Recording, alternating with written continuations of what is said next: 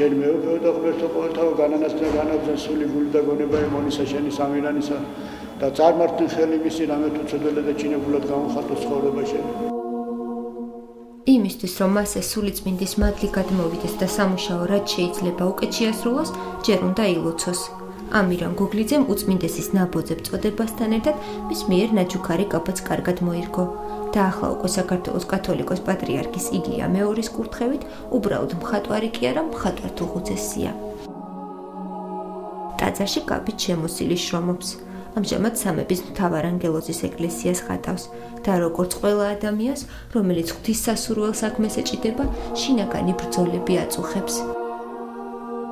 ისე რომ საერთოდ ბრძოლები არის ეს მოგეხსენებათ ხო? ახლა წარმოედგინეთ ხატავ და ამკვიდრებს სამუდამოდ წმინდანს კედელზე. შეიძლება რომ არ იყოს ბრძოლა არ არსებობს ეგეთი. ბრძოლა არის ძალიან ძლიერი და ძალიან ხშირად დაეცემი კიდევაც, მაგრამ უნდა მოახერხო, წამოდგე და ისე გააგრძელო. ხატწერა თავისთავად არის ლოცვა და ამაზე პირდაპირ არის მითითებული საეკლესიო სწავლებაში, რომ ეს ლოცვის ერთი სახეობაა, სხვა სახეობა, სხვა ფორმაა, ლოცვითი დამოკიდებულება. ანუ ლოცვა არის ღმერთთან კავშირი, სიტყვის მიერი, ვერბალური კავშირი, ხოლო ხატრობა, იკონოგრაფია არის ვიზუალური კავშირი ღმერთთან. სანამ ცხოვრების გზას აირჩევდა, მხატვრობას სერიოზულად ეკიდებოდა. შრომობდა ბევრს და ხატავდა ყველაფერს. სამხატვრო აკადემიაში სწავლამ მისი ცხოვრება მკვეთრად შეცვალა. მერე ეკლესიაში მივიდა. სტიქარი ჩაიცვა და საერო მხატვრობიდან საეკლესიო ხელოვნებაში ჩაება. მამა ალექსანდრე ახლა მთავარანგელოზ მიქაელის სახელობის ეკლესიის წინამძღვარია. იკონოგრაფია არის სულ სხვა შინაარსზე დამყარებული და მიზნებზე დამყარებული და საერო მხატვრობა სულ სხვაზე. ეს განსხვავება თავის თავზე ირაკლი ცინცაძე მაშინ გამოსცა და როცა პირველი ტაძარი მოხატა. პეტრე-პავლეს ეკლესიის მოხატვას 5 წელი დასჭირდა. სწორედ მაშინ გააცნობიერა თუ რა მძიმე და საფასუხისმგებლო პროფესია აირჩია. მაგრამ უკან დახევა უკვე გვიან იყო და ისიც ღვთისნებას დაჰყვა. მთლიანად ტაძარი მოსახატი იყო. ახლა მე პირველ კურსის სტუდენტი ვიყავი და ჩემო მოძღვარმა მარშილმა შემომთავაზა კიდევაც, რომ იქ ხوار მოგეხატა. ჯერ საკურთხეველი.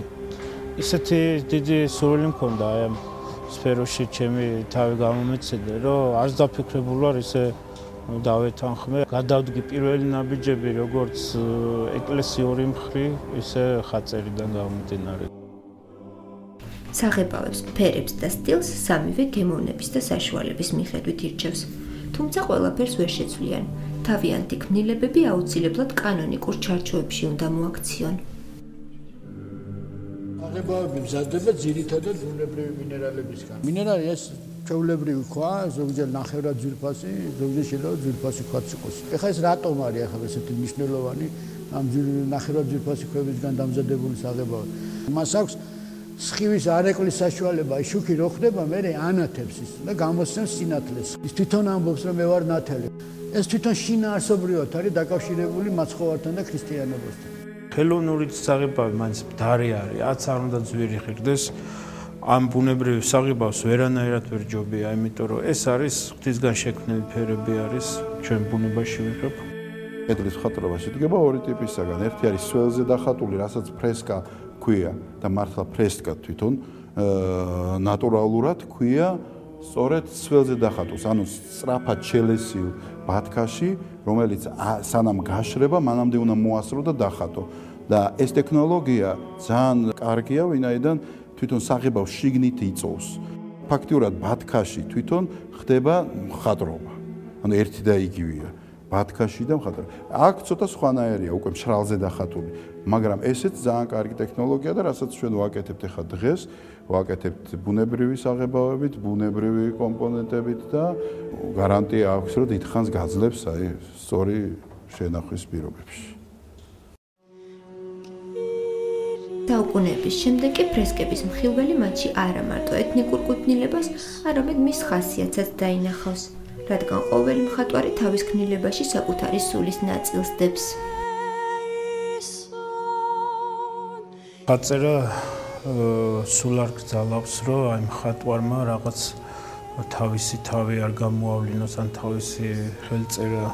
უბრალოდ ძალიან თავისუფალია და ძალიან ფაქტიურად აი ბევრ შესაძლებლობებს გაძლევს, რომ შენ როგორც პიროვნება, შენი ხედვა წარმოაჩინო, შენი ხელწერა დააფიქსირო.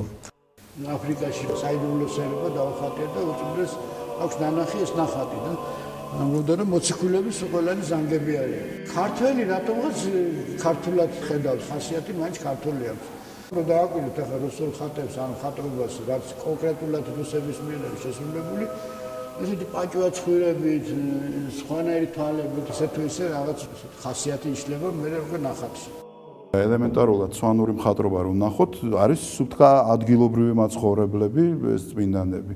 შეგვიძლია პორტრეტულად მივამსგავსოთ ერთი ადამიანი, თქვა, რომელიმე წმინდას. მომავალში ისინი შეეცდებიან საკუთარი ხასიათი ჩადონ ნახატში. მამა ალექსანდრეს სკოლაში სტუდენტები კედლის მხატვრობას სწავლობენ. სიძნელეები არ ეშინებთ. მიაჩნიათ, რომ პროფესიულ დაბრკოლებებს იმ შემთხვევაში გადალახავენ, თუ სულიერებასთან ახლოს იქნებიან. ძალიან გეხმარება, რომ გიყვარს, რომ ხარ რელიგიური, რომ ხარ ეკლესიასთან ახლოს, მაგის მერე გიჩნდება სურვილი, რომ მოხვიდე და დახატო ხატი. ლაშას შემთხვევაში პირიქით მოხდა. რელიგიისგან შორს მყოფმა გზა უფლისკენ სწორედ აქ მოსვლის შემდეგ იპოვა. არ ცხოვრობდი ადრე ეკლესიურად და ჩემი მეგობარი იყო სტიქაროსანი. და მამაოსთან მითხრა რომ მამა უხსნისო ესეთ სკოლას და სურვილი მქონდა რომ ესწავლო. და მიმიყვანა მამაოს. შემდეგ გავხდი სტიქაროსანი და მამაოს ლოცვა-კურთხევი ჩავაბარე სასულიერო სემინარიაში. ერის სულიერება და ხელოვნება მჭიდროდ არის გადაჭაჭვული. როცა ერთი აღმავლობას განიცდის, მეორე ყვავის. და პირიქით, როცა სულიერება ეცემა, ხელოვნება დეგრადირდება. ამის ნათელმაგალითად კომუნისტების 60-წლიანი ეპოქის გახსენებაც კმარა. მაგრამ იმასაც ნუ დავივიწყებთ, რომ ყველა დაღმართს აღმართი მოსდევს.